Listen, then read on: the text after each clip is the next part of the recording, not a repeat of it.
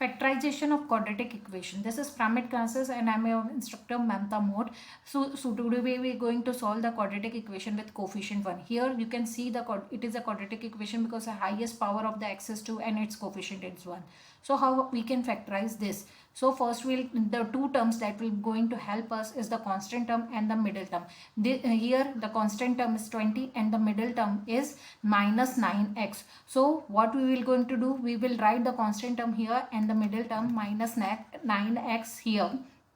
We will factorize the constant term in the factor. The factor of 20 is 5 and 4. We can further factorize according to the requirement. Now we will going to try to add this factor or subtract this factor to get the middle term, value of middle term.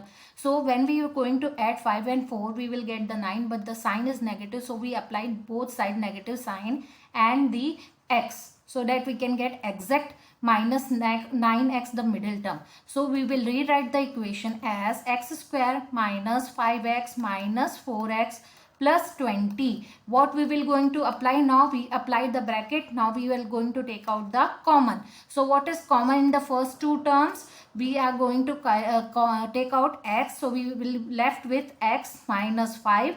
In next two term, we will going to take out common as 4. So what we are left with? 4x minus 5, because the negative sign is outside of the bracket. When it goes inside, it becomes minus 4 into minus 5, that is plus 20. Now at the last we will going to take out common ka bhi common, that is we will get common here to quantity x minus 5, we will take it outside and we will now left with x minus 4, and this will be the going to your answer. Thank you for watching.